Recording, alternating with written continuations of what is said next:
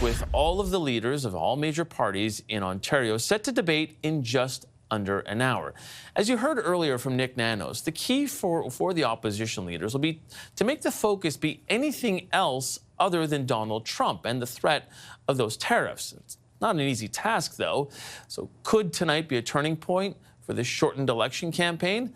Let's ask the front bench. Laura D'Angelo is with Enterprise Canada. She used to work in Prime Minister Justin Trudeau's office. Shakir Chambers is vice president at Oyster Group. He worked in the PMO of Stephen Harper before becoming a policy advisor to the International Trade Minister.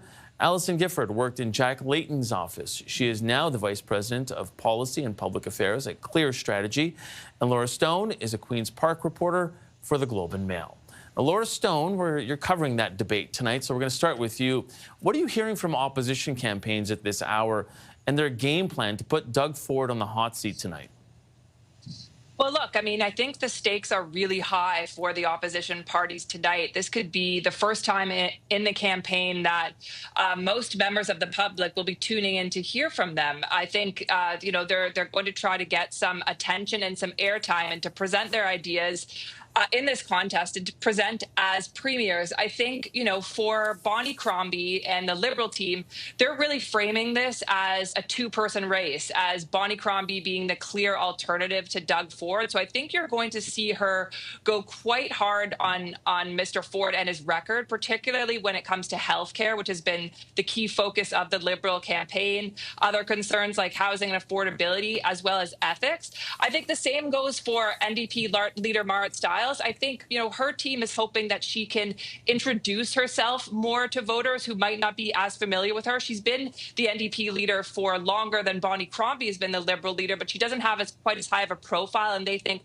the more people see her and hear from her, the more they like her. I think she'll be also kind of going up against the Liberals and Bonnie Crombie in this race as well. We saw that in the Northern debate last week, where she was talking about kind of the failure of both the PC government and the previous Liberal government on housing records, and particularly Bonnie Crombie's time as Mississauga mayor. So definitely a lot riding on this race for the two opposition leaders. And Mike Schreiner is there as well from the Green Party. And they have 2 seats in the legislature, but surely he'll be looking to pick up 1 or 2 or a dozen more, in his dreams, perhaps. But look, I mean, they certainly want to put Doug Ford in the hot seat. And like Nick Nanos was saying, tariffs are what Doug Ford wants to talk about. Doug Ford wants to talk about Donald Trump. The opposition leaders want to talk about the provincial issues and problems in the province and how the PC government has been running the province for the past 7 years. So they'll certainly be directing it to more hot button issues like housing affordability and healthcare during the debate.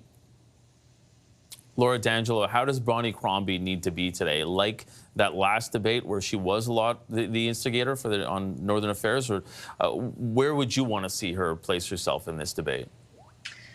I'm hoping that Bonnie Crombie places herself very clearly as the leader of the official opposition and thus competing directly with Doug Ford. I think she really needs to drive the ballot question that she wants, and to Laura Stone's point, that is healthcare, right? The polling is really clear that the Liberals have a lead on healthcare. I think they also have a lead in education. I know the NDP have a lead on some social issues. And so I'm really looking to see Bonnie Crombie trying to drive the question to that point. Now, I think one of the things that's really interesting here is, the PCs could not have asked for better timing for this debate. Doug Ford wants Donald Trump in the news. He wants to talk about tariffs. He wants to be standing up as Captain Canada like he has been so far. And this debate is coming on a long weekend, on Family Day, after people have either been digging themselves out of snow all weekend or trapped in the house with their children and their families. And they probably aren't turning the debate on tonight. So chances are the news cycle is going to continue to work to Doug Ford's favor. Yeah, and Alison, I mean, to Laura's point, people have been trapped at home, possibly with sick kids as well, as a lot of parents have been in the last little while. But what do you think that Marit Stiles needs to do to make a mark because of where she is with the polling, because of how high of a hill she has to climb? How hard does she have to swing tonight? Hard. I think she needs to come out very, very feisty with a very, very clear ownership of the social vision that both she and Bonnie Crombie are articulating, but that the Liberals have had several years to fix and haven't fixed. And I think tying Crombie's record both as mayor of Mississauga, but also the history of Liberal leadership in the province and saying, you know, this isn't a choice between red and blue, this is the same thing. If you really want better bus service for your children, stronger education, an end to hallway medicine, and more affordable housing, you need to try something different, Ontario. And to your point, I think the name recognition is going to be very important for Stiles. So feisty. She needs to be feisty tonight. Shakir, it's interesting because going into this, Doug Ford knew what he was doing, and to the points that were being made on this panel so far. So far, it has been all about Trump. How does he try and defend himself, though, tonight when you consider the Greenbelt scandal, Ontario Place, a number of things, and, you know, hallway medicine or, you know, alcohol in convenience stores?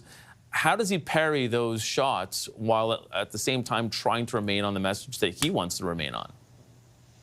I think obviously tariffs are going to be his core point, but I think on any of those issues you've raised, pivot back to infrastructure, pivot back to transportation, because that's what he's been promoting quite a bit over his, last 6 years in office. So I think he has some relatively easy counters to, I guess, some of the criticisms the opposition will bring up. But I would say to one of Laura's points, I'm just curious to see how people actually tune into this debate.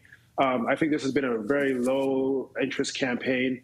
You know, polls haven't really moved that much. Nothing of really any major significance has happened so far. And I think this debate will be equally uneventful. And at the end of the day, no news coming out of this is good news for Doug Ford. And I mean, we've all seen or been involved in debates over the years. I've rarely seen a debate where there's been a home run or, you know, this kind of knockout punch or these crazy viral moments. And so I don't think that's going to happen today either.